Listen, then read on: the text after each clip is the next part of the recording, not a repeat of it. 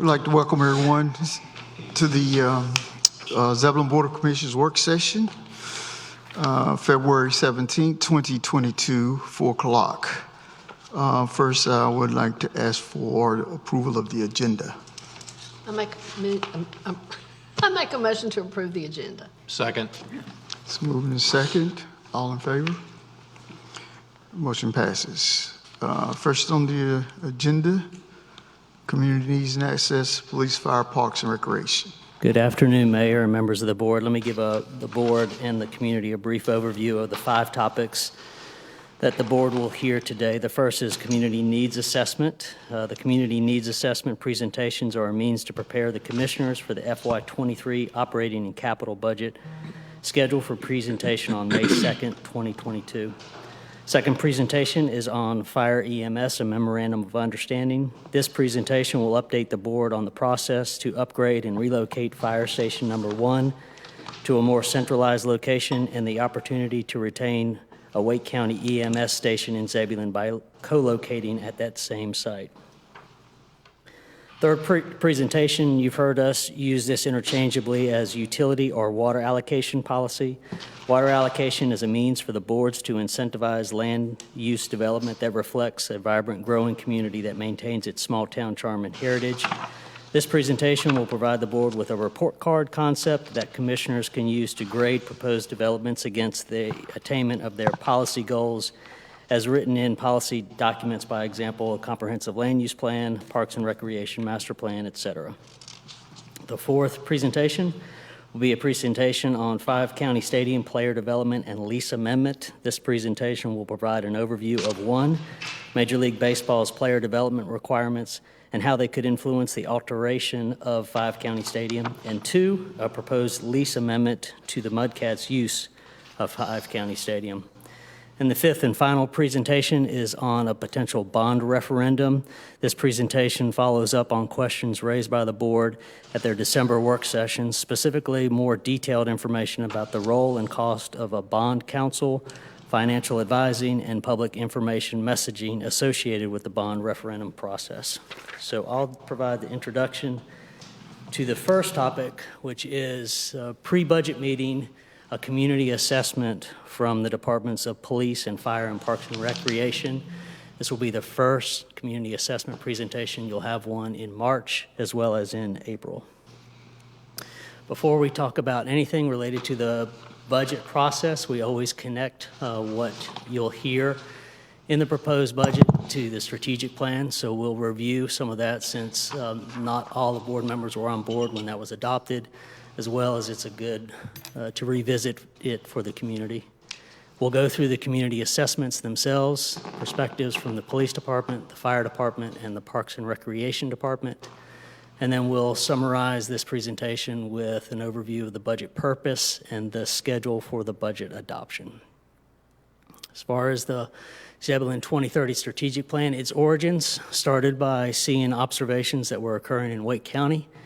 In the first roughly 2.5 centuries of the county's existence, it grew to 1 million. It was expected that in the next 3.5 decades, there would be another million joining its ranks.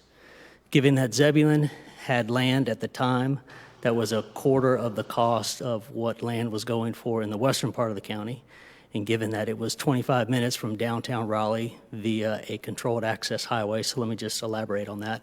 This is a highway with no driveway cuts. As an example, Wake Forest has US 1 or Capitol Boulevard going to it. There's a lot of driveway cuts along the way, so it's slower.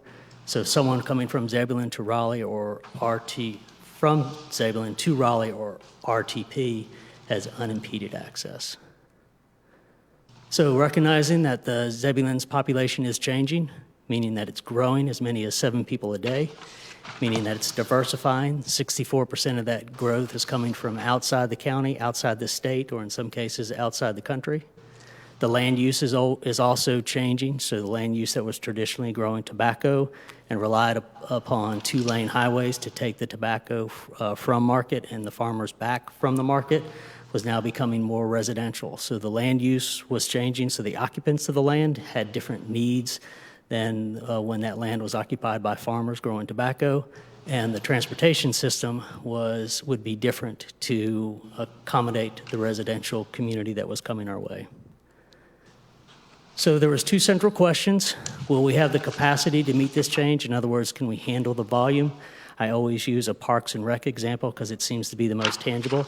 So when you're a growing community, do you have enough ball fields? But when you change the growth to also include diversification, will we have the capability to meet that change? In other words, can we handle the change? For example, it's not just a matter of building more ball fields, it's what kind of fields. So is it baseball fields? Is it a soccer pitch? Is it whatever? In 2017, the town of Zebulon kicked off a year-long intensive community engagement effort. When I say intensive, I mean that. We had surveys, we had focus groups, but also we were not too proud if we saw you in one of our facilities or if we saw you as a member of a Boy Scout troop picking up trash in a park. We would approach you and ask you questions, and essentially, while there was a lot of questions asked, they centered around two major questions. Is what do you like about Zebulon today? In other words, what do you love that can't change? But what is the ideal Zebulon by 2030? What got at what needs to change? From that, a vision was adopted in 2018 by the Board of Commissioners that we were going to be a vibrant and growing community. While we were vibrant, we were going to be vibrant for all. And while we were growing, we were going to find a way to maintain our small town charm and heritage. And our role, meaning the town of Zebulon's role in that, is to enhance the quality of life for our residents, provide not only excellent service, but be friendly while we're doing it, and to foster collaboration, understanding that public sector can't and is not set up to do it all. If we could find partnerships with the private sector and the nonprofit sector, or in some cases all three, we were going to do that in order to be both more efficient and more effective. And from all the comments on those two questions, there was three focus areas. To grow smart, meaning plan for growth with appropriate staffing service levels. I put an asterisk to that, and I'll elaborate on that in just a minute. We were going to have a vibrant downtown. There was a lot of people who were born and raised here, who loved downtown, who wanted to preserve it, but there's a lot of people that moved here and viewed downtown as a central gathering place. And so all parties, whether they were longtime residents or newcomers, wanted a downtown that was clean, attractive, historic, and could serve as the heart of Zebulon. Small town life, that it was going to be safe, it was going to be connected physically, not isolated residential neighborhoods, but neighborhoods that were connected to other neighborhoods that were connected to public services such as parks, as well as commercial areas. That, and in keeping with that, that it was going to be a walkable community and family friendly. The appropriate staffing service levels, we came to recognize through the market study that was completed last year that we were starting from behind. And you're going to hear that in at least two of the presentations this afternoon. So let me give you a backdrop on that. As far as the market study, we hired a consultant through the Triangle J Council of Governments, had questionnaires completed by all of the employees. All the employees had the option to talk with a consultant. We not only evaluated the salaries of all of our employees, but we took a look at our labor shed. Labor shed is meaning where we were hiring people from that were within a driving distance and where we were losing people to. We shared those results with the management team, and that's what has led to some of the revelations that you'll hear tonight. That the market study revealed that our response to some market conditions, specifically some devaluation that occurred from 2009 to 2013, that each department responded to it differently. And so we had different problems. So some departments have recruitment issues, some departments have turnover issues. If you're a really lucky department, you have both recruitment and turnover issues. You'll hear that in order for us to have the capability to meet a growing and diversifying group of citizens, we need to have a more experienced and capable staff, and so career progression has an opportunity, as well as succession planning, preparing our future leaders within the organization. So there is no one-size-fits-all And why is that? Because we did more with less. So bear with me. This is probably something, and maybe Bobby's the only one who gets the most excited about this other than me, but I think it's good information. So when you take a look at these 2 bullet points, the blue point on that graph, that is the value of the tax base. So if you were to take a look at the value of all the buildings and land in the town of Zebulon in 2009, it was around $800 million. If you look at that orange dot and then transpose over to the right axis, that's the tax rate that we charge. So it was around 51 cents. So when you multiply 51 cents by roughly the $800 million, that was the revenue that we were bringing in. Now, the following year, the value of the tax base, while it increased slightly. It did not keep pace with inflation, and so we were not growing fast enough to maintain the inflation cost of our services. On top of that, we lowered the tax rate. Following year, the property values actually started to drop. The tax rate remained the same. The following year, property values continued to drop, kept the tax rate low. The year after that, property values continued to drop, and we increased the tax rate. So what did that mean? So in 2010, we brought in an extra $84,000. As you'll see tonight, $84,000 is not enough to run the town. You'll see some requests or some assessments tonight that show you how little $84,000 will get you. And then we entered a period where we were entering subsequent losses. So 2011, we brought in $138,000 less from the prior year. And then in 2012, an additional close to $150,000. And then in 2013, thanks in part to the tax rate increase, while we still had a loss, it was a reduced loss of $17,000. What made it worse is we approached by department, we dealt with our loss of revenue in different ways. We did it independently. We were a more siloed organization then, and so that revealed some of the problems that you'll see in the market for the compensation approaches and proposals that you'll hear from different departments. So, general rule of thumb, anytime you enter a recession, which in essence is your pie is getting smaller or your tax base is getting smaller, there's only 3 approaches to it. Now you can choose 1, 2, or all 3, but you have to choose one of the 3 in order to be effective. So you can raise taxes, so a way to overuse the pie analogy here. If your pie gets smaller, you need to take a bigger slice of the pie to keep the revenue coming in. You can cut services. This is something that often gets misunderstood. Cut service is a very real cut. So some examples, you close the community center, you send people home. You stop providing yard waste pickup and you send people home. So cut services is you're not only not providing the service to your citizens, you are sending people home that they no longer work for the town of Zebulon. If you have substantial savings and you think it's going to be a short-term blip, you can borrow against your savings. What we did was we deferred investment. So you have seen this in your street paving projects, so we stopped paving streets. Whenever you defer expenses, they get more expensive later. So the cost to pave streets and repair streets that don't get paved on a regular basis, they become more expensive to get them up to where they should be when you come back to them. You've seen this also in your stormwater program where pipes have collapsed suddenly, and so we're having to close off streets in order to fix them. Another example of deferring is we deferred making investments into our fleet or our vehicles.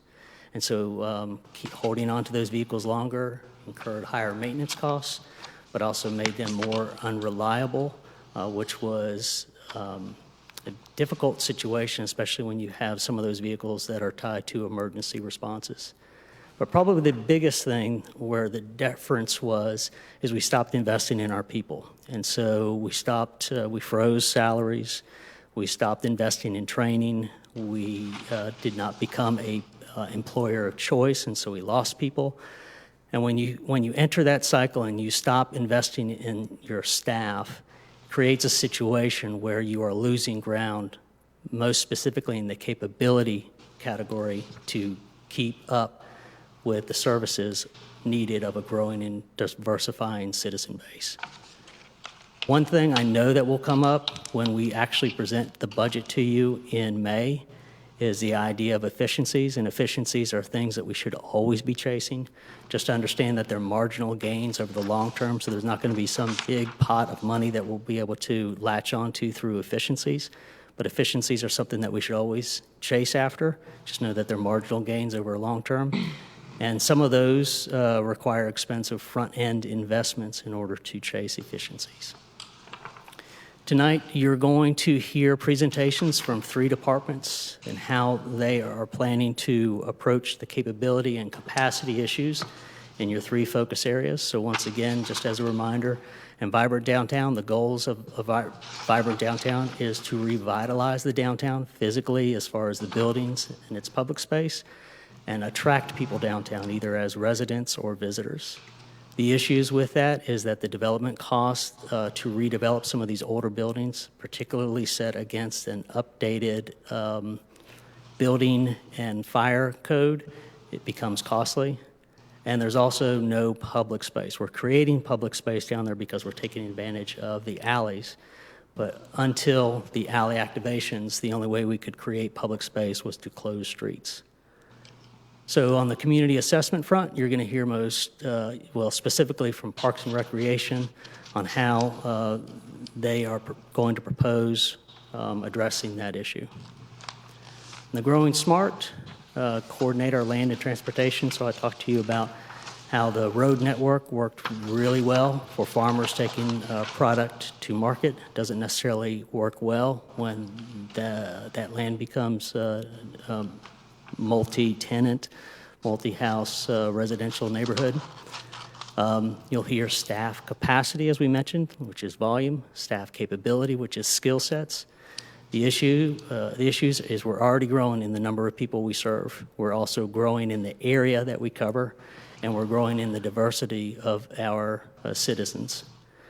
Community assessment presentations, you'll hear from all 3 departments that are touching on how to grow smart. And the final focus area, small town life, the goals are to increase walkability. Like, these are the physical connections, connecting neighborhoods to public places, connecting neighborhoods to other neighborhoods, connecting neighborhoods to commercial areas. But also we want to increase the connectedness. You have a lot of people moving into the community that probably moved here because the price point was affordable, attractive, but they don't necessarily know the community around them. So we're trying to seek ways to get them to know their neighbors.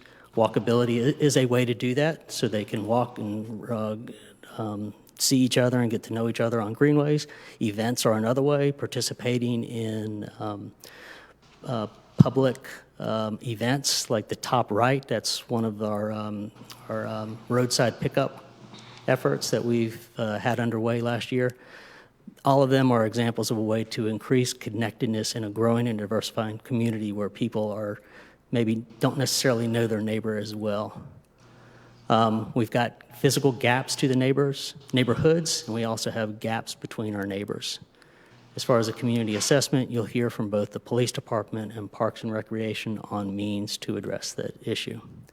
So first presentation up, I'll recognize Chief Boykin to talk about the police community assessment.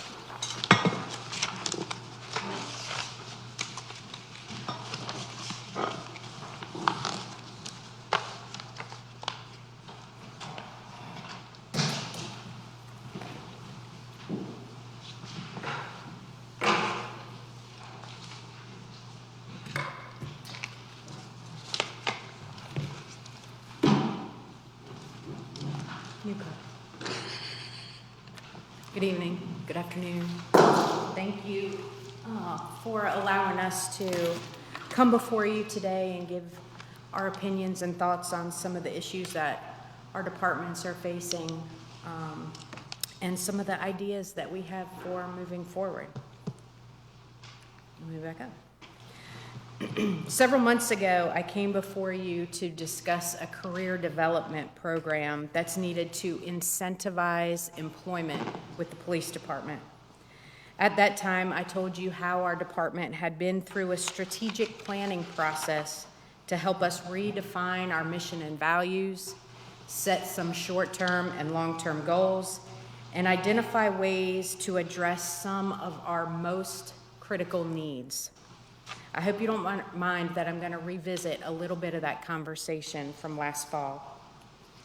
In the spring of 2021, we began the process for strategically evaluating our strengths, weaknesses, opportunities, and threats. Through meetings with staff and gathering input from stakeholders, including community partners and citizens, we identified 5 primary goals. Each of the goals are tied to the town's strategic plan of growing smart, maintaining small town life, and having a vibrant downtown. These goals lie at the heart of everything we do. Our ability to prevent and deter crime and mitigate traffic concerns is a matter of capacity. Do we have enough staff and resources to manage our town's growth? The last 3 goals have to do with our capabilities. Are we policing in a way that brings to bear the whole community in crime fighting? Are we adhering to industry best practices and standards? And are we creating a work environment that embraces the philosophy of mission first, people always? When we speak about capacity growth, we're referring to the physical growth of our community, the footprint that we're patrolling, the population growth, and the number of people that we're serving, and the calls for service growth, the number of 911 emergency calls, non-emergency calls, and proactive activities that officers are waging to prevent and deter crime. Our community is growing in unprecedented ways. We're seeing an explosion in the housing market. Since 2010, we've nearly doubled our residential units from 1,700 to 2,900 today. In 2010, an officer in a patrol car was surveying 3.5 square miles. Now they're patrolling 5.5 square miles, and in the next 4 years, we expect that to rise to 6.5. Our response time has increased 33%, from 4.5 minutes to 6 minutes. It's taking us much longer to get to someone who needs help. This is a result of the distance that they're having to travel to get to someone, but it's also a result of having more calls and not being immediately available to respond to them. Just this month, because of massive land growth, we've added a 3rd zone to our zone system. Total calls for service have nearly doubled the 3-year average, with officers responding to over 17,000 calls last year. That's nearly 50 calls every day. They investigated 800 criminal cases and over 600 crashes. Now, 41% of our patrol shifts were at minimum staffing, and I want to illustrate a little bit about what that means. Minimum staffing is 2 officers. So roughly 40% of the time, there was just 1 or 2 officers available to respond to calls in town. So imagine that there's a crash out on 64, and the officer's waiting for a tow truck. He's got the fire truck lined up behind him, and we get a domestic call. But there's only 1 officer available to respond. Domestics are some of the most dangerous calls that police officers can go to. In fact, 40% of line-of-duty deaths occur during domestic calls. So it's best practice for us to send 2 officers to any domestic, but we don't have 2 available. So we call upon our neighbors. and this happens weekly. Are we calling to the sheriff's office or Wendell to come assist us on calls because we don't have adequate manpower? We're relying on other law enforcement agencies to help us on calls. This is an officer safety and liability issue. I want to offer another demonstration of the implications of not having enough staff. Here we are just past the midpoint of our fiscal year, and we've used more than 86% of our overtime and 90% of our part-time. We are mandating that officers work on their days off just to be at minimum staffing. To offset, sometimes the officers will earn comp time, but then we can't allow them to take off because we need them at work, so we have high levels of comp time. There are several different formulas that the law enforcement profession use to indicate how many staff members we need to effectively serve our communities. Some models use population as an indicator, and others use calls for service. We've evaluated several different models, and they all tell us the same thing. We have to add 2 or 3 staff members over the next 5 and 6 years just to keep up with growth. And that's 2 and 3 every year. I'm going to shift gears a little bit and speak about our capabilities.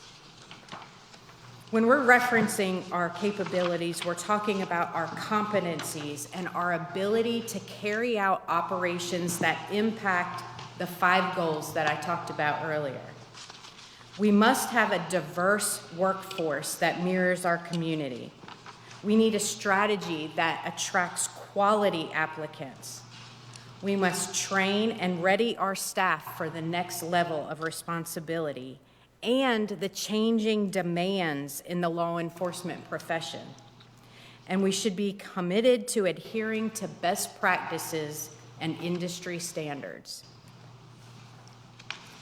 The foundation that our department's success is built upon is trust. A community must entrust its officers to care for them. Having a department that reflects the community's diversity is one step in building trust. Our agency lacks minority and female representation. This isn't unique to Zebulon. Our department is competing with every agency in our region for quality applicants, and those candidates are looking for progressive, professional agencies that value the employee as much as they value the work that needs to be done. We're not competitive with agencies in our region. Upon initial inspection, applicants see that we're not compensated as robustly as other communities, but that's not even the main concern when we're talking about attracting applicants, nor when we speak about keeping the great committed employees that we already have.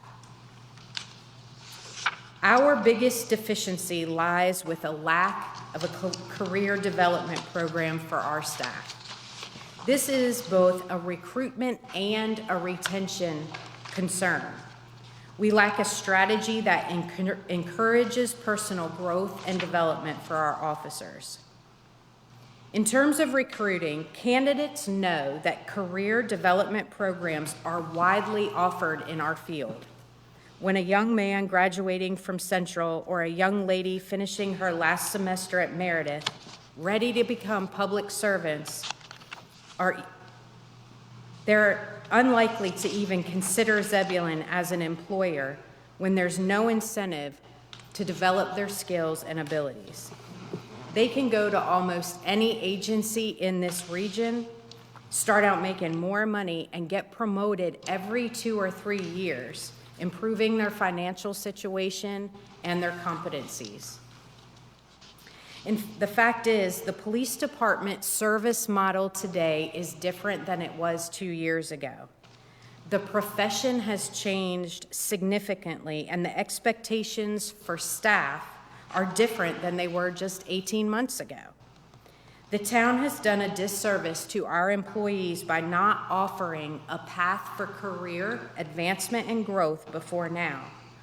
We have a staff of excited, passionate, eager officers who've not been challenged to strategically develop themselves in preparation for the next step of responsibility.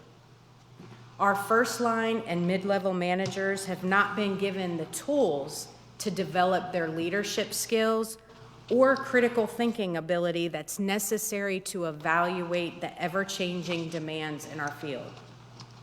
It's our responsibility to prepare the next generation to assume future leadership roles within our organization.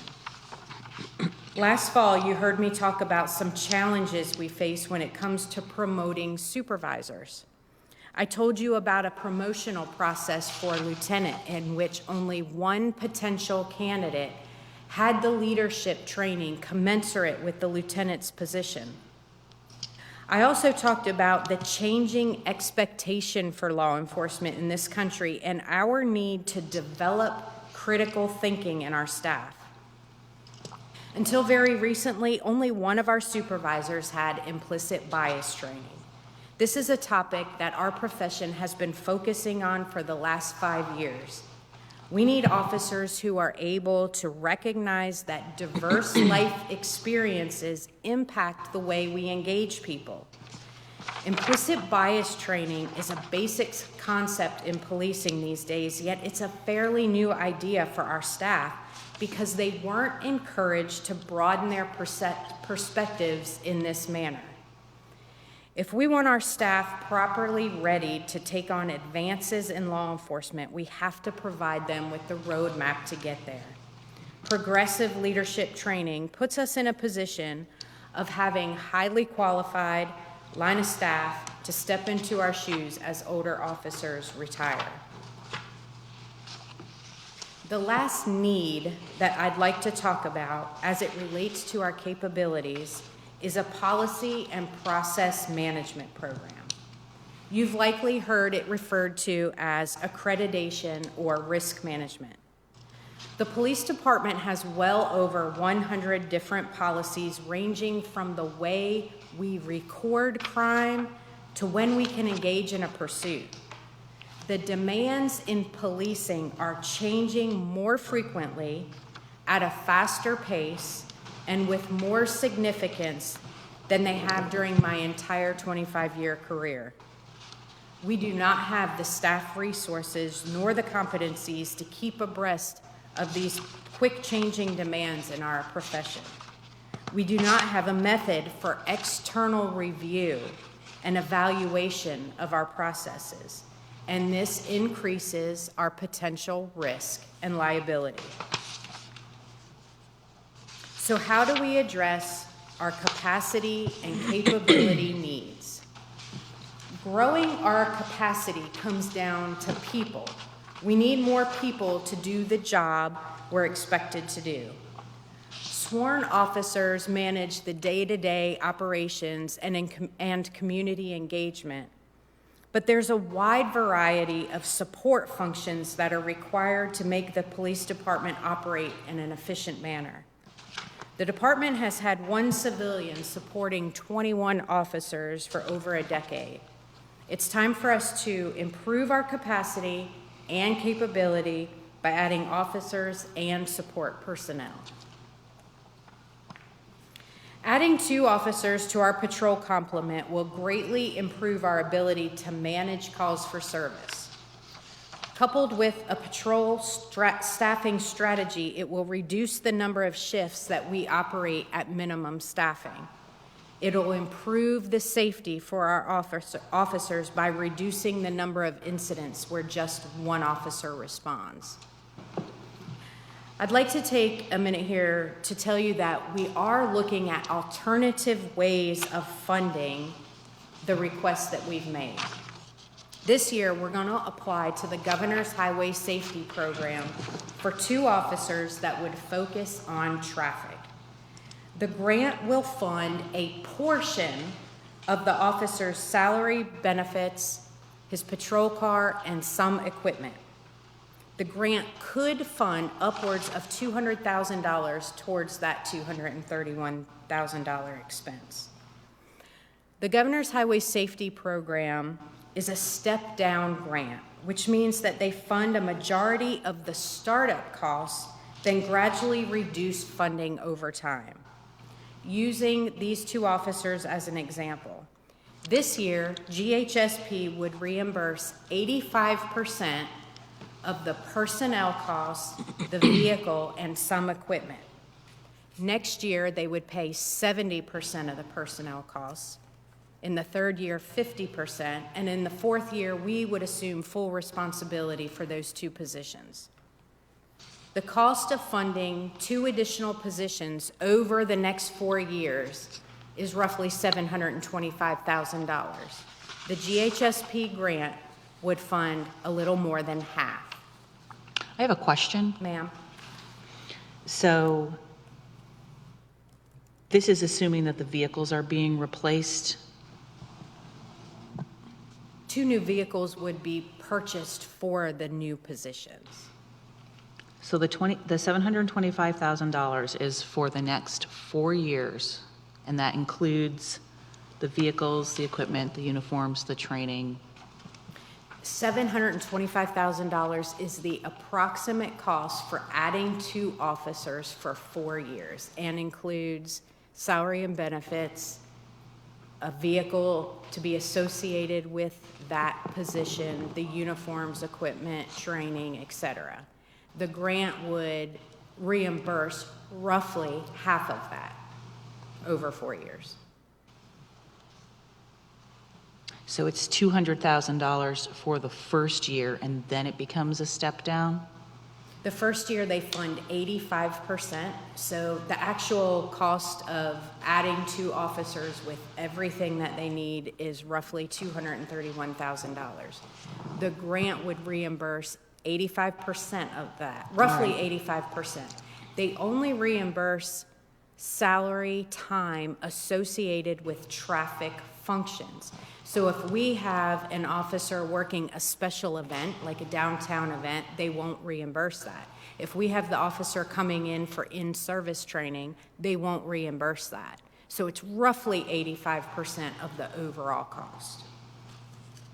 But it'll depend on how much time we have them doing department things versus strictly traffic enforcement. Okay, thank you. Though grant funding is not always going to be an opportunity for us, it is right now, and we should take advantage of this alternative funding resource. At the same time, we have to recognize that committing to a staffing strategy that keeps pace with our growth is a smart way of meeting our community's needs. I personally believe very deeply in a policy management program that ensures we're reducing our risks, keeping up with industry standards, and employing best practices. But this isn't just about what I like or what I want. Our profession is changing, and the demands for how police services are conducted are changing. From the President's report on 21st century policing, published in 2015, identifying 6 pillars to professional policing, to Senate Bill 300, requiring procedural changes here in North Carolina. The profession is redefining expectations for officers. The focus on policy and oversight is a priority for policymakers. We see that at the federal level and here locally. State accreditation is a fine example of how policymakers are redefining our work. The state accreditation program has been a half-decade in the making, and it rolled out last year. The program embraces many of the recommendations that we found in the President's 21st Century Policing Report, as well as the Governor's Racial Equity and Criminal Justice Report in late 2020. If we want to reduce our risks and liabilities, improve accountability and transparency with our community, and adhere to industry best practices, we have to commit to a risk management or accreditation program. The most significant cost associated with being accredited is having a person within the police department who can manage that function. There's no expense to enter into the league's risk management program or the state accreditation program. If we chose to pursue international accreditation, there are some expenses associated with starting up the program and annually maintaining the program. But there are also grants available to agencies who are implementing an accreditation program. I want to add as well that committing to a risk management program or an accreditation program reduces our insurance premiums by roughly 15%, and for us, that's about $10,000 a year. Our plan is to establish a position within the police department that handles policy management, but realistically, that's not a full-time job, and there are areas within the police department where they could help with. When I first started here in Zebulon, one of the first things that I did was to have an external evaluation and review of our evidence room. Evidence is one of the high liability areas for law enforcement. I had another police chief come in and conduct an inspection and give us an assessment of where we were in terms of meeting industry standards. His evaluation that revealed that we were deficient in some areas. So we hired a part-time retired police officer to come in and work in our evidence room 20 hours a week for the last 7 months. We still aren't up to par with our evidence room. We need someone in the agency who is committed to that function daily. Right now, the evidence function falls under the detective division. I'd like to move it out from the detective division and have it in a civilian's hands where no one in the chain of command for an officer's investigations would be responsible for the evidence. So you have someone who's completely separate and apart for that function. So our police planner would be responsible for accreditation, evidence. They can assist with backing up our front desk duties and dispatcher, and also assist with grant writing. To further improve our capabilities, we need to establish a career development program. I've talked before about how career development helps to increase our applicant pool, create more opportunities to diversify our workforce, grow our employees' skill sets, retain good employees by providing financial and promotion incentive, and establish a line of succession. The police department proposed a defined career development program last fall that will help positively impact all of those areas. At present, implementing that program will cost $117,000. As our existing employees build upon their training paths, increase time and grade, and grow their community outreach, the cost of implementation will increase. In short, putting off career development for a later time will only increase the cost and stunt our capability growth. Joe referenced this earlier as he talked about how we deferred programs. You're going to hear about career development from nearly all of our department heads over the course of the budget planning cycle. As a whole, the town has been weak on succession planning, but we're working to create a career development strategy for all departments to improve our ability to effectively, efficiently, and professionally serve our growing town. Over the next 5 years, our primary concern is going to be committing to a staffing strategy that keeps us ahead of the population boom. We have the resources to be able to project how many officers will be needed as we look at doubling our population. While I've asked for 2 officers, I could absolutely use more. However, the civilian police planner is a critical need for us right now because of our deficiencies in policy and evidence management. And though our facility is quite large, it's not currently organized to maximize space. We'll need to renovate our building in the latter part of the 2020s to accommodate our growing staff. Thank you very much. Any questions I can answer?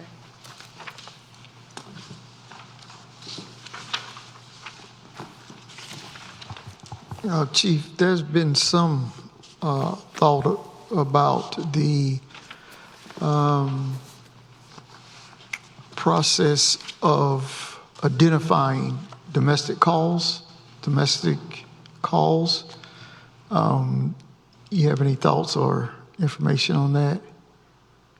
When you refer to identifying domestic calls, I'm not exactly sure what you mean by that. I guess prioritizing them, or if there is a need for 2 officers, or if, I know some municipalities are going to like maybe have a social work type situation where the need would not call for, I guess, the maximum amount of police services, but more intervention. Yeah.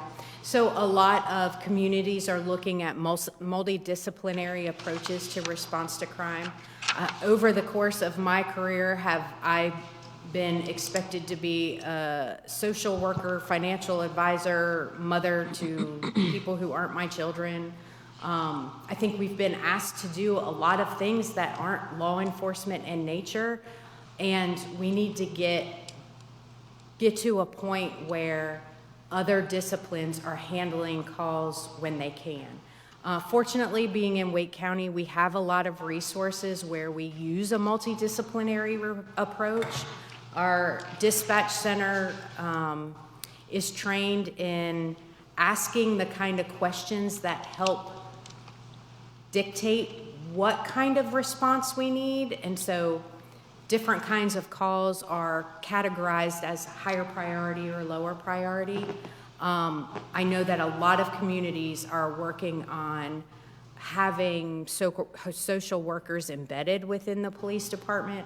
I think in Wake County, you'll see something that ends up being more holistic, where they're not assigned to any individual municipality or law enforcement agency, but it's a wider approach. There's a lot of conversation going on about that right now. Thank you. So with that conversation, what are your thoughts? What are your personal thoughts on it? As far as our department, what are your personal thoughts on it? So again, I think law enforcement has been asked to do a lot of things that aren't necessarily a law enforcement responsibility. And I would be very open to engaging in conversation that looked at us finding alternative resources to the kinds of calls that cops just don't need to be involved in the first place.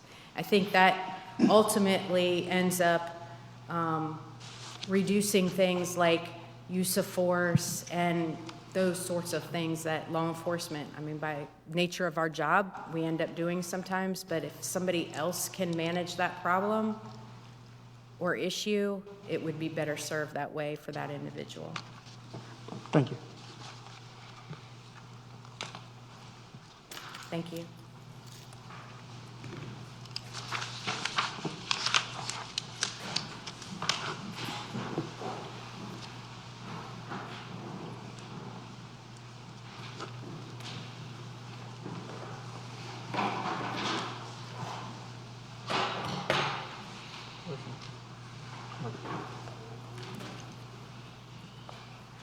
Good afternoon.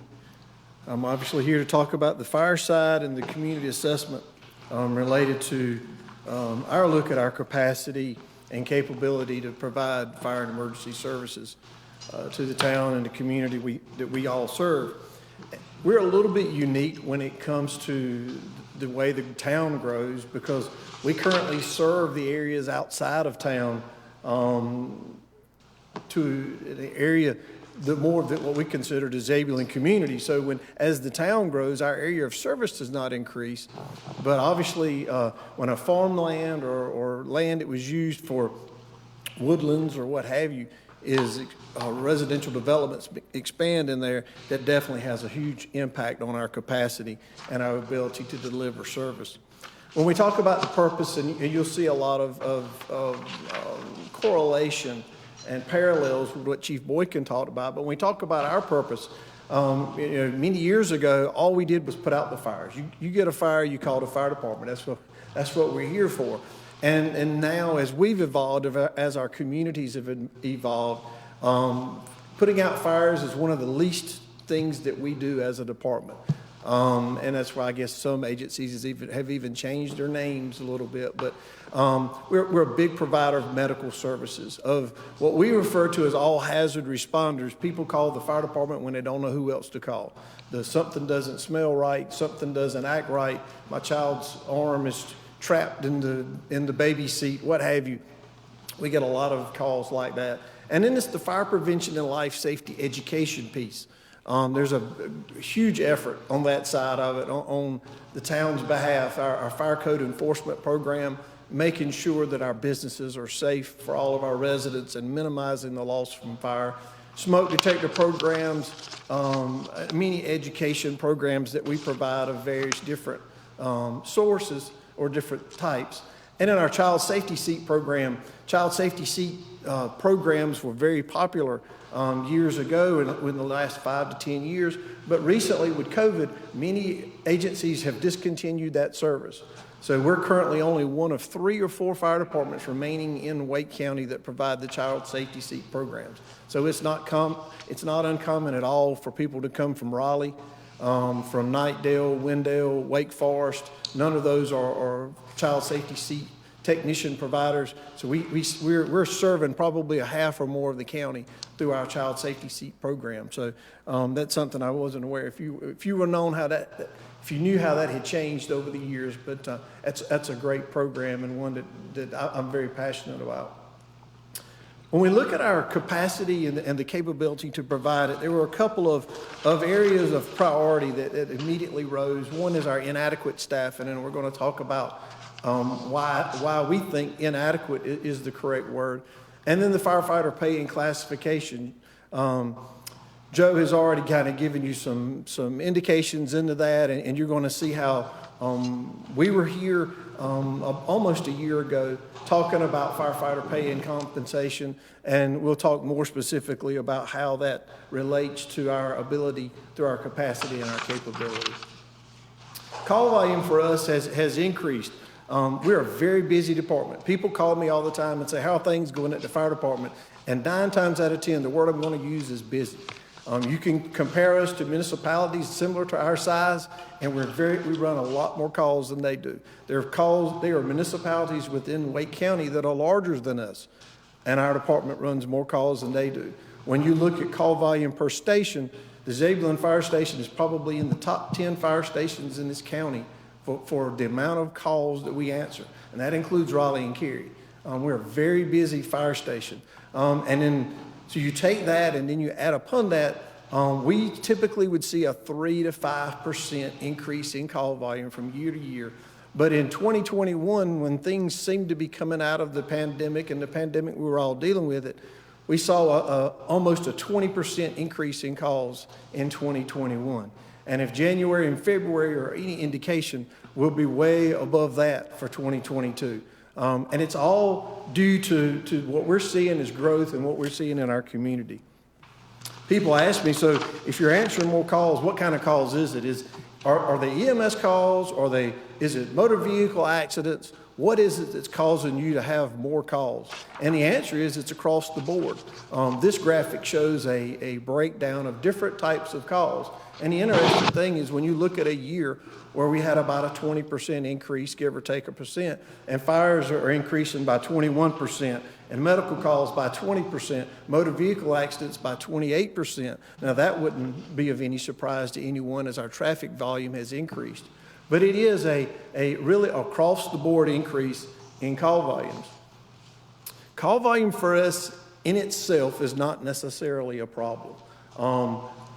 That's as they say, that's what we're there for. The fire department is there to respond and assist.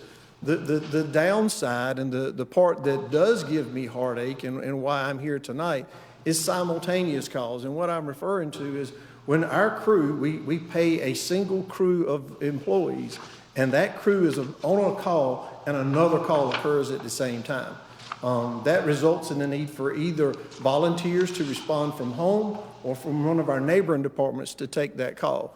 And obviously, we'll never eliminate simultaneous calls. They will always occur. But in 2021, we saw more of those simultaneous calls than we had ever seen before.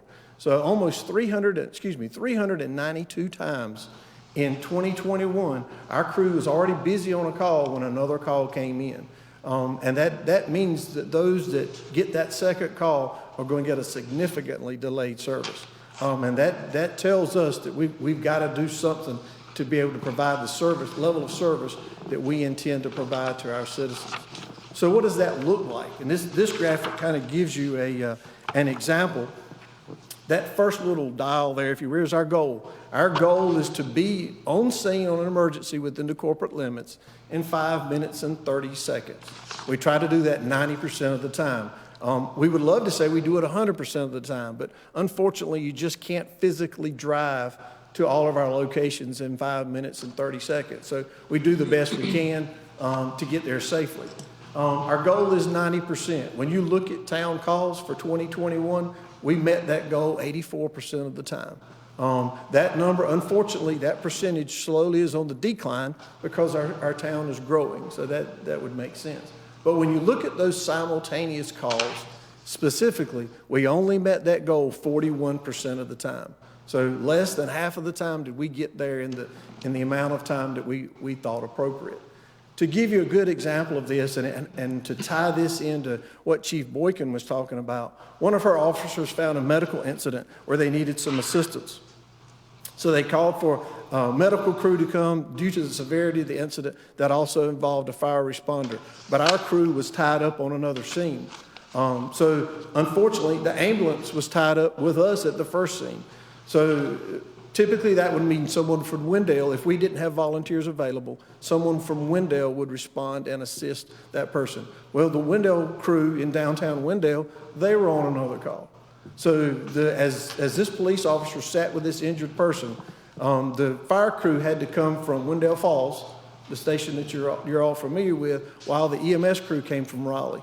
So that was an extended period of time that the police officer was tied up, and as that person had to wait for medical attention, and something that's really what we want to avoid. We want to get them that assistance as quickly as possible.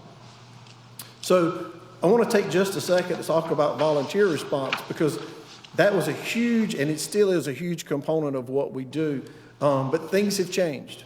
If I think back when I joined the fire department, and straight out of high school, I worked in Triangle East Shopping Center, and when the pager went off, my boss told me, lock the door and put a sign on the door that said, closed, be back in 30 minutes, be back in 15 minutes. And in an environment where the fire department ran 3 to 5 calls a week, that worked. In an environment where we run 5 to 7 calls a day, that's not possible. Business owners won't let their employees leave, and we're in a situation where people are just so busy they can't afford to leave, whether it be spending time with their family or what have you. Our high call volume doesn't allow our volunteers to be as effective as they once were. Now, let me go to make sure I'm very, very clear on the issue. I'm not diminishing our volunteer participation at all. If we had to compensate employees for the work that our volunteers do, it would cost us hundreds of thousands of dollars. But it's that call you at a last minute notice, we need you right now, can you get there, that our volunteers are not as effective as they once were. We have a very effective duty crew program where we can schedule people to help fill in. Just last month, we had an entire crew provided by volunteers when some of our paid staff was out, and we're able to staff that engine company at no cost using volunteers. So our volunteers are wonderful, and I don't want you to think by any stretch of the means that they've outlived their usefulness. That is absolutely not the case, but it's difficult to depend on them with our high call volume. When you look at that from a graphical perspective, you see more and more calls with less response, shows that the number of volunteers that are available to respond on a given incident is going down. Coupled with that is effective response force, and the other side of that is how many people do we really need when an incident occurs? And obviously that would depend on the type of emergency.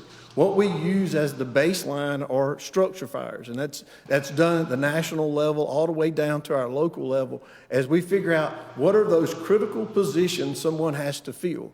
I draw a parallel to a football team. You got to have someone to snap the ball, and you got to have a quarterback, and you got to have a receiver. We do this. We go through the same exercise within the fire service to say we've got to have someone to run the truck. It takes 2 people on a hose line. The Department of Labor requires us to have 2 more people that are outside should one of them become injured. When you do that, you end up with a number of critical firefighters that you need to be able to effectively work, and they have to be able to get there timely. If we could get those number of people, but it takes us an hour to get them there, that's not very effective. So effective response force is a big part of that. We do rely on those volunteers to help us with our effective response force.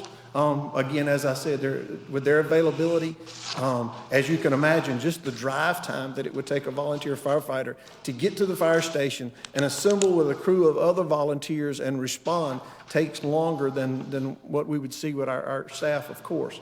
And we do still rely on our other departments. The fire service delivery is very much a regional concept. We find ourselves going to Knightdale. Knightdale comes here as well as Wendell and Hopkins and Corinth Holders. We all have to help each other to be able to be effective in the thing that we do. But we have to make sure we've got enough people in a timely manner. We looked at our calls from 2021, as well as the county who evaluates these on an annual basis.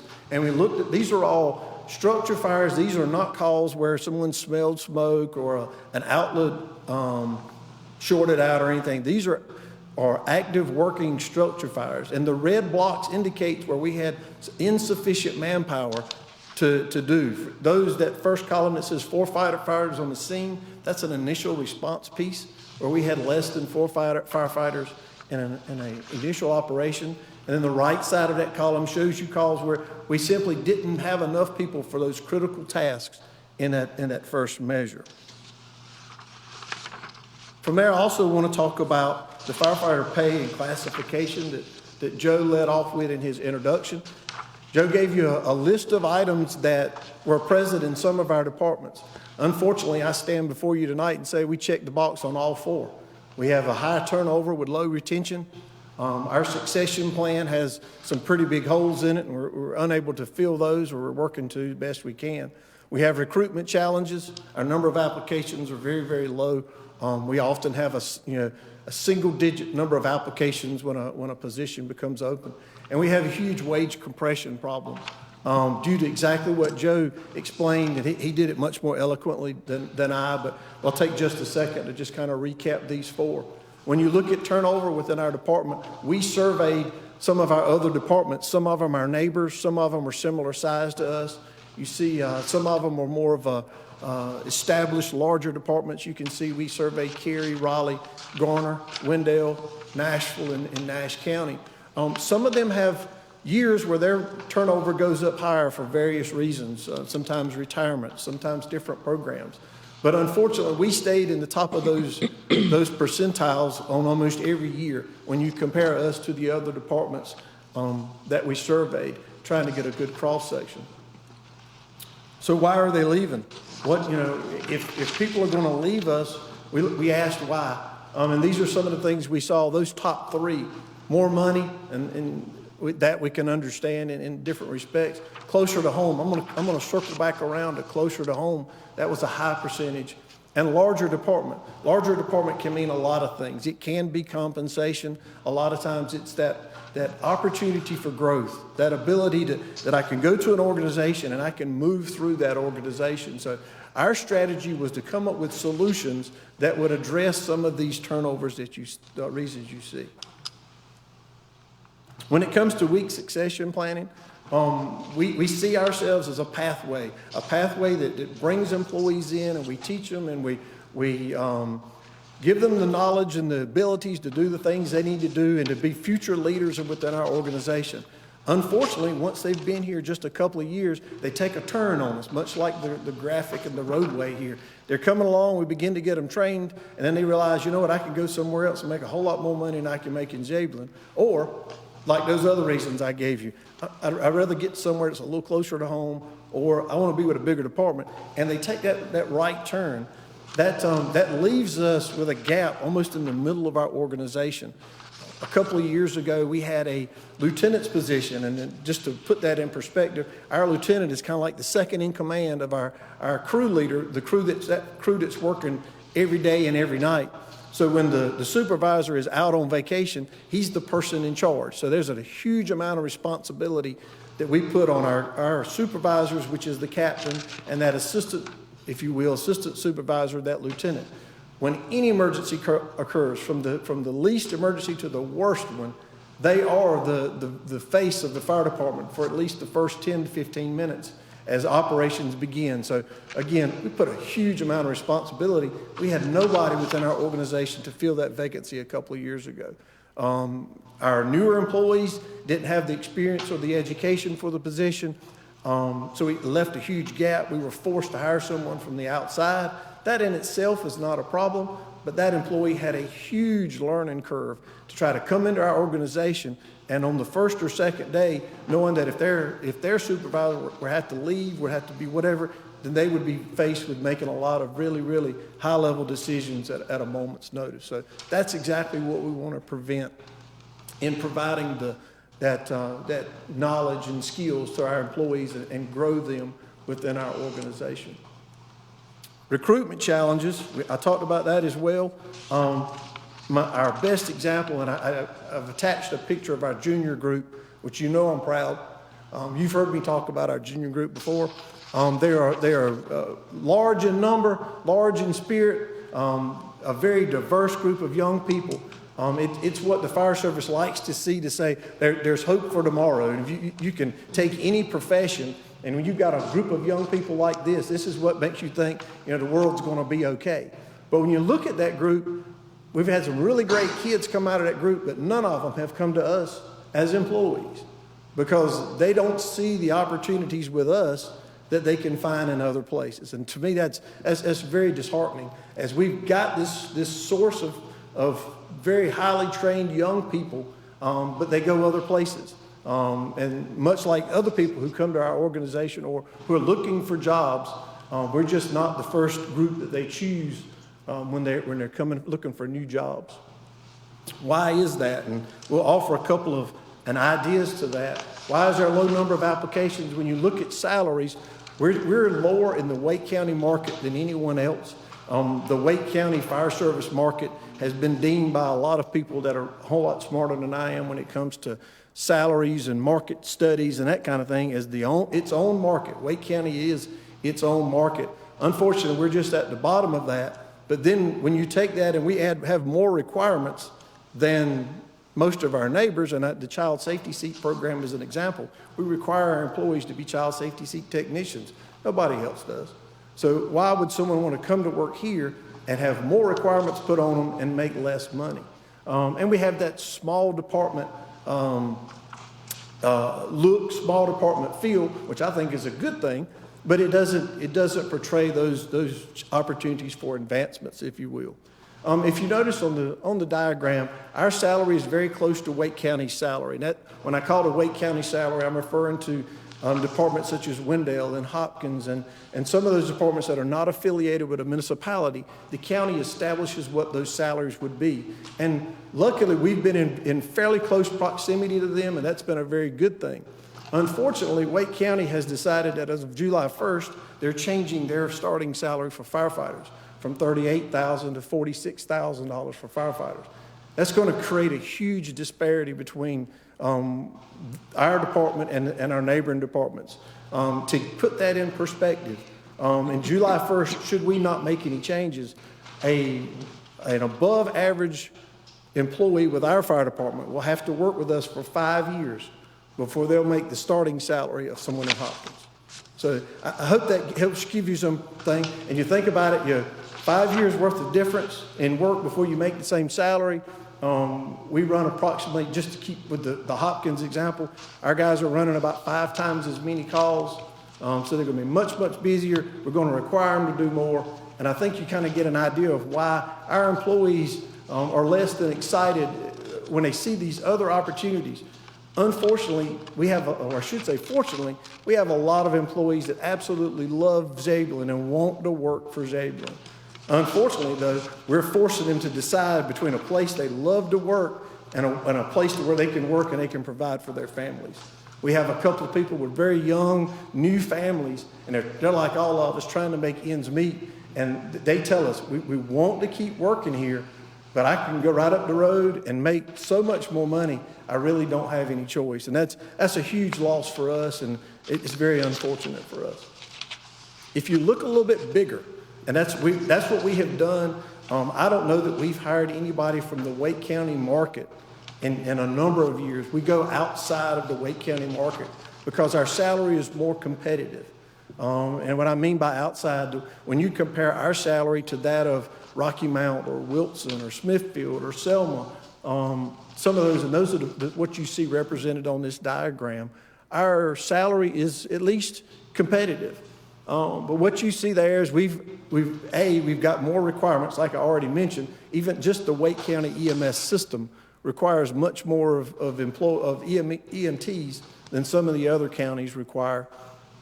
But for them, it's a longer drive, more requirements. And what we see, unfortunately, more and more is where we're able to attract those younger firefighters that are starting in their career, but then after a couple of years, they decide, this is a great place to work, but I really like to work. I want to get somewhere I don't have to drive so far. And I think that's where you see that demographic on that earlier slide, where people say, I want to move back closer to home. And we've seen quite a few of those over the years. Pay compression is the last piece I'll talk about as far as the pay issues, if you will. Joe gave a great example of how we got into the situation. When you look at our employees, the average separation between supervisor and employee is about 3.6%. And that is extremely, extremely tight. It's as low as this graphic shows as 1.5%. So an employee that has a good year could essentially, with a good raise, will make more money than his supervisor. Because our compression, we've squeezed and squeezed over the years, trying to, as Joe so eloquently put it, trying to do more with less. We've squeezed and squeezed and squeezed, and now we have a situation where our employees are very, very close together, which causes obviously morale issues, but it really diminishes the incentive to promote and to move up through the organization. So how do we address those? And these are the findings on how we get there. On this inadequate staffing piece, for us, it's kind of two phases, if you will. One, we need to increase our staffing so that we can take that one crew of 4 and divide them into 2 crews. And when we get enough staff that we can have 2 crews working, now that gives us the ability to be more effective. It gives us more numbers for our effective response force, but it gives us more crews to be able to handle multiple calls at the same time. And then continue beyond that so we have future increases so that we can man a second station at some point in the future. When you kind of look at that and that growth from today to the town of 18,000 people, which you've seen Chief Boykin do, and you'll see it over and over again. You see a plan that and this is an example, but we continue to add positions so that we don't come up one year and say, all right, we're ready to open another fire station, and we need to hire 12 more firefighters. That's a huge pill to swallow. So as the town grows and the need for that manpower increases, we can do that gradually as compared to in big, big chunks. Along with that are capital outlay pieces as we look at fire station construction, as we look at future fire station construction, how does that fall into it? A big part of that you may notice for FY 24-25, I put in there as an example, to hire an administrative person. When you look at our total number of people affiliated with the fire department, there's about 65 of us, but we have no administrative people at all. I would have asked for an administrative person years ago, but our facility, we just have no place to put an administrative person. We have that need, I just don't have any square footage, so to speak, to be able to put them in there. So we've got that as an example after hopefully we have a facility that can accommodate that. The good news on that drawing is we don't need any additional apparatus. We have a fire truck fleet that is poised to handle us up and through the town of 18,000 people. So I want to bring a little good news with it as well. Us to have the capability to provide effective fire service delivery requires us to have more apparatus. That gives us not only the capability, but capacity as well. So that's a good part of that slide to pass along to you. So how are we proposing that we get to these two crew concept that I've referred to? For FY23, 2 additional firefighters. We currently have one position that kind of floats between shifts. So with 2 additional people, we can move our staffing from 4 per shift to 5.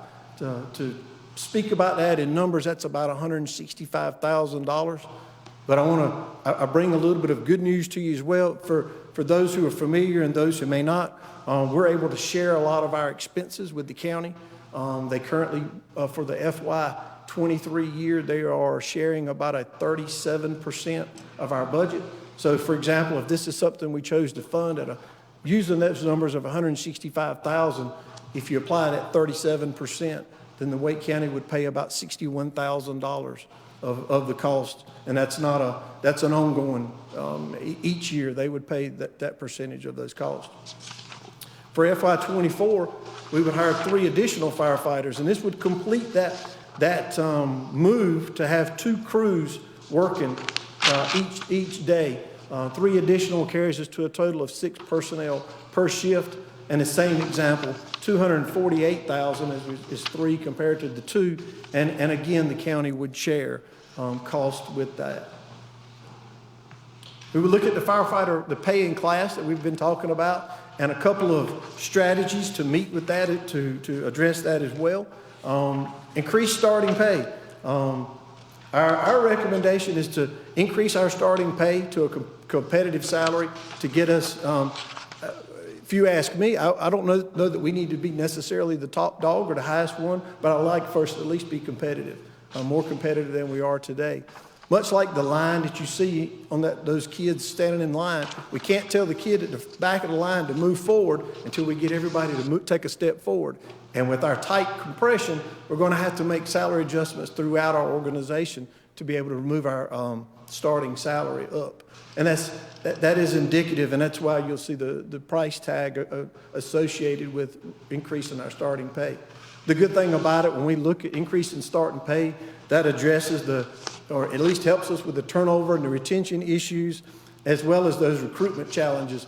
I firmly believe increasing our starting pay will help us with both of those. And the second piece of this is enhancing our career development. People want to go to big departments because that's where it gives them places to move and they can promote through the organization. Well, that's something we can do. We don't have to have 15 or 20 fire stations to be able to do this. We started a part of our career development program several years ago and have been very, very successful with it. So what you see here, or will see, just expands that program. The good thing about career development, it helps our succession planning. It gives our people goals within our organization to grow themselves. And as we're growing them, we're giving them the knowledge to fill those future positions. It helps our turnover and retention.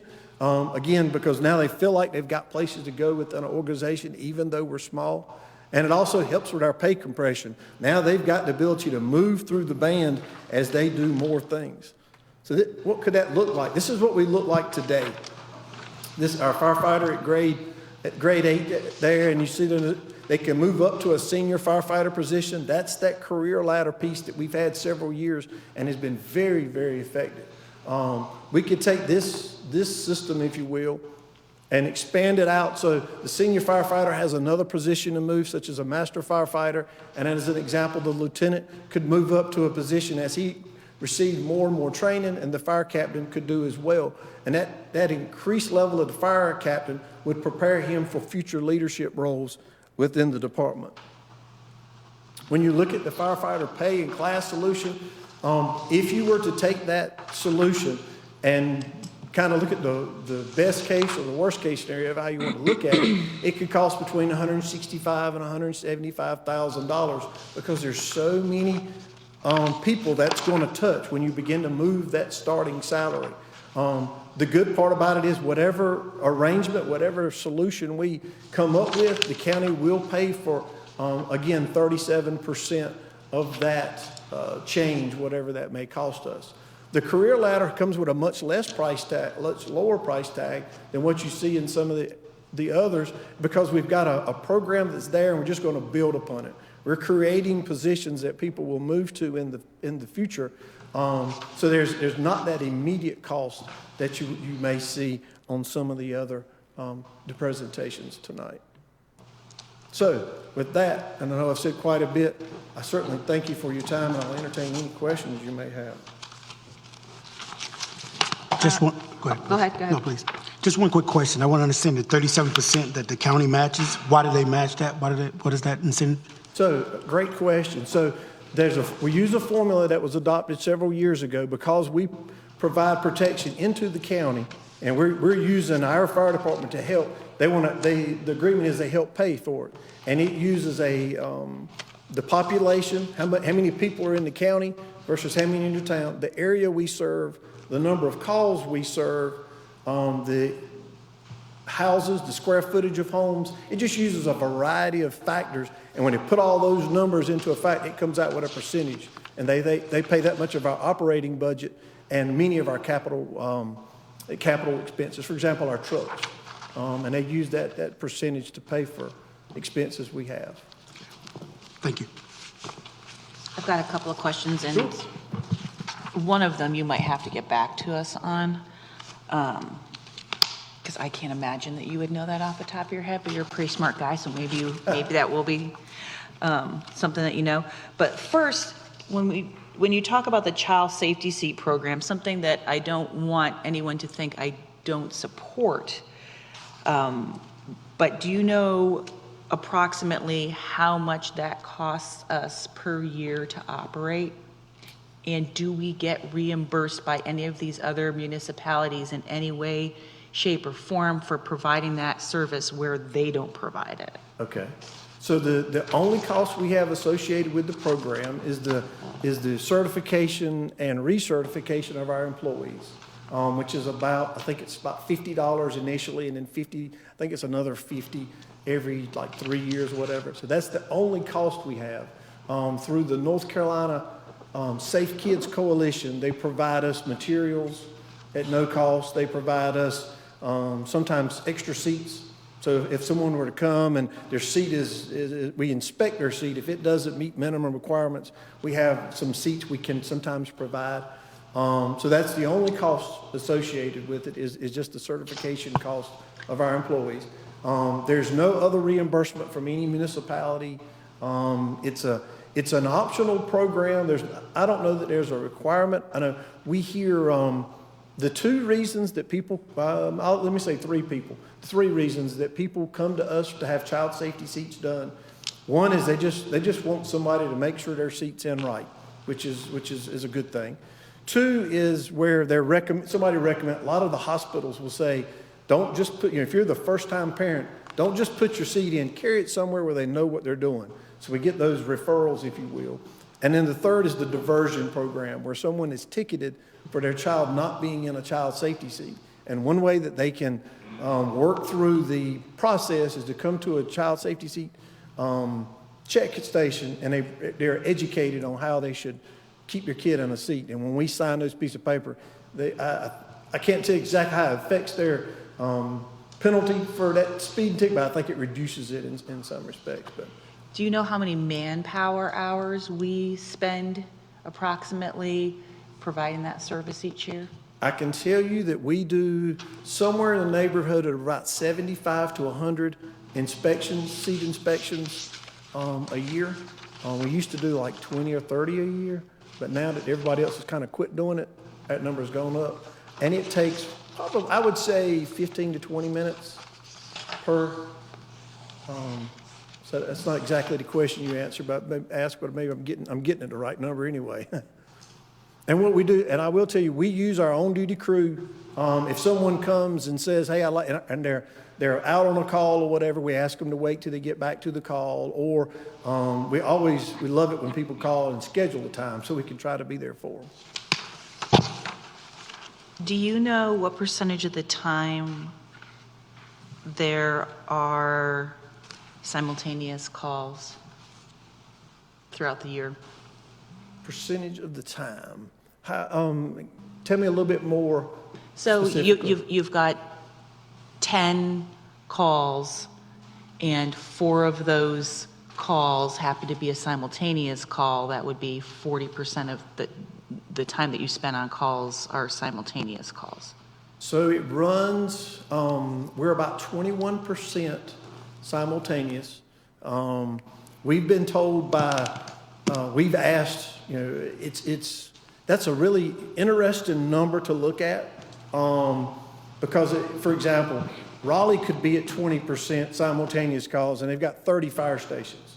So it's no big deal. They've got another crew right down the road. Right. Unfortunately, with us being a single crew, 20% is a big deal. So hopefully that'll give you just a little bit of insight of how it affects, 20% even in Wendell wouldn't be as bad as it does, because they've got 3 different crews and 3 different fire stations. So Right. it's the single crew aspect that gets us the worst. So on your slide where you had the reasons for turnover, there was one piece of the pie that said medical. Is that due to injuries, or is that a benefits reason? That would be, the best way I can explain it, so our employees do annual fit for duty physicals. We had a few years there, because that's over a 2 to 3 year period. We had a few years where medical issues were discovered during those physicals. They were medical issues that ended up in employee separations. Most of the time retirement, if you will. Okay. But so I guess it could have come from. That's why I hesitated with your question. It could have come from a previous injury or whatever. There was just some medical issue that was identified. All right, and my final question for you, I promise. You said that there is a need for an admin person, but there's not the space for the admin person. Does that admin person have to be located at the fire station? Because at some point, we're going to have another fire station, and then how do we decide what fire station that person is located at if that's the case, that they need to actually physically be there? Right. I don't think that they necessarily have to be in the facility, because you're exactly right. As we broaden and as we grow with our area, we're not going to have an admin person in every station, but it's more of the functions, helping with payroll. We're using chief officers to do payroll and to answer the phone and write burning permits and stuff that some of our chief officers can't do the things that they should be doing because they're doing things that someone else could do, if that makes sense. No, it makes complete sense. And so for you, the fire department, payroll's not taken care of by HR, or there's some different component?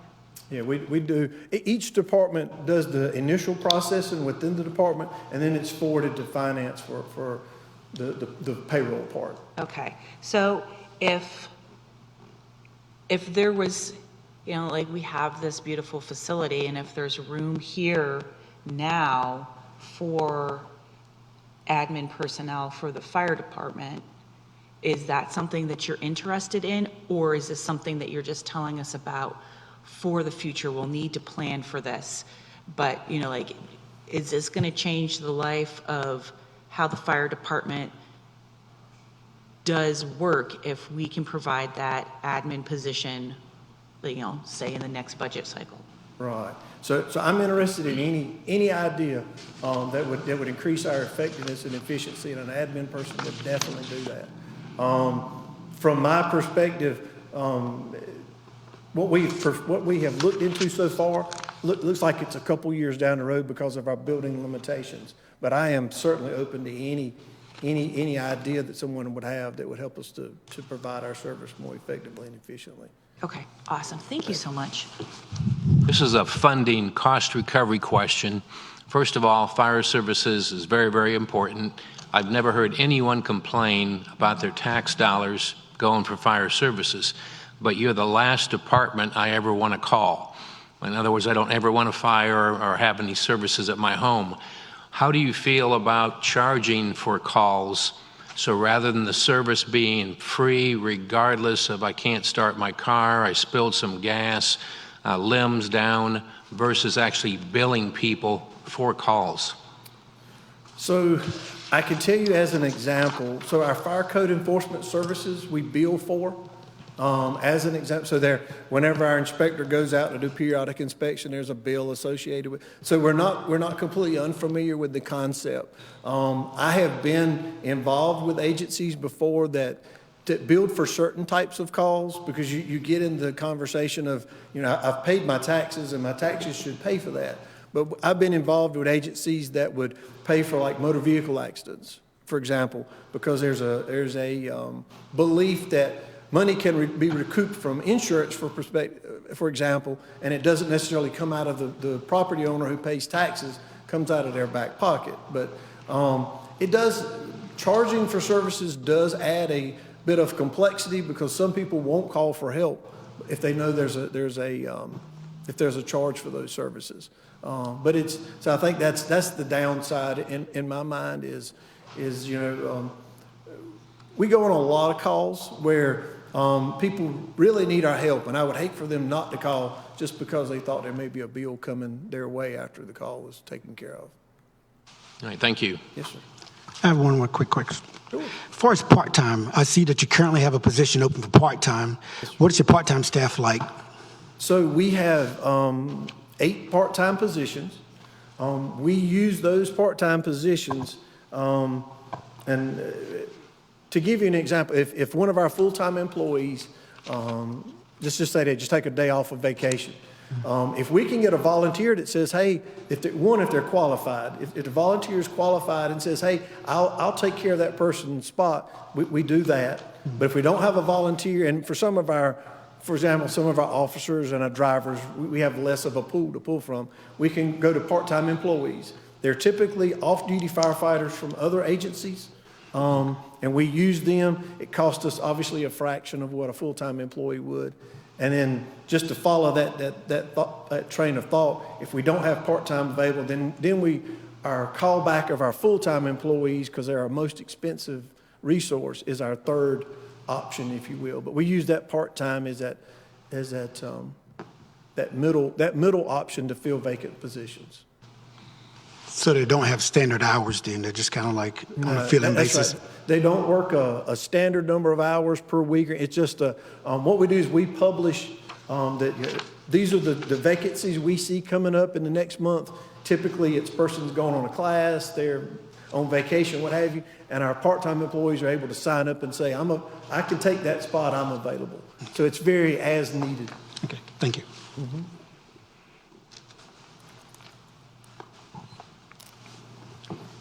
Chief, you had mentioned back to that administrative position, and I was just thinking that COVID has definitely shown us that a lot of folks work from home, and maybe that position could have someone to work from home to take care of the paperwork or whatever is needed. It's a very good possibility. Yeah, for obvious reasons. Our staff are not able to work from home. None of us are able, because everybody from the person that started yesterday to myself, we actively run calls and we actively respond. So we've been unable to do any type of home working throughout COVID. Our employees have worked. Nothing's changed for them in respect of their work assignments.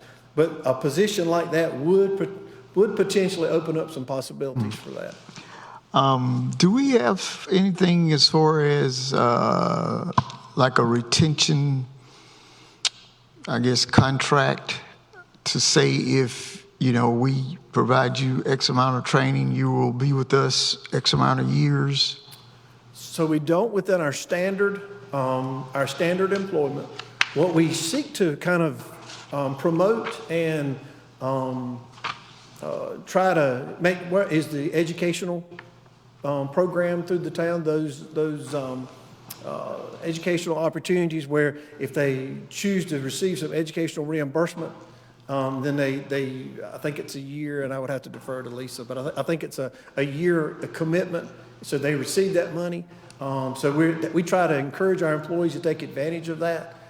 We've got one employee that is very much interested in that, but they have to be here a year before they're eligible for that. So he's waiting for that 12 months. So I'm encouraged to try to get him in that program, and that will keep him within our system. But that's really the only type of keep you here type of agreement. And I don't know if we do this, but some organizations provide what they call longevity pay. If they are here a certain number of years, I don't know if that's a thought. Yeah, the town does not provide any longevity pay. Okay. And your community colleges that are training folks, just wondering if there's or could be some kind of internship program. So here, I'll tell you a couple different things we do. We're very blessed that most of our community college training, which all of our continuing education, most of our ongoing training is through the community colleges because it's free. We're fee exempt, so we take advantage of that.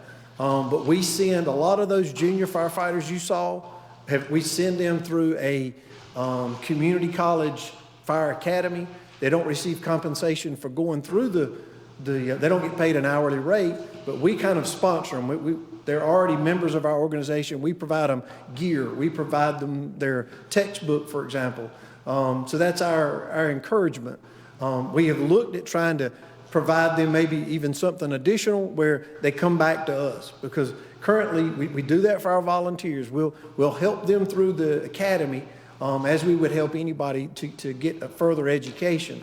But it's that point that they see the gleam of big city lights, and that's where they go. But we have talked about internally, could we potentially identify a person to say, we'll send you through the academy, because a lot of people, the biggest issue is they can't take time from without employment while they go to the academy. Mm-hmm. Maybe we could do some type of employment for them, limited, with the agreement that they would stay with us for a number of years afterwards. Yeah. I think there's some really good potential if we set up something like that. And a lot of municipalities do something very similar to that. Thank you. Yes, sir. Thank you. Any more questions for the chief? It's about 5:35. We need to take a recess for about 45 minutes.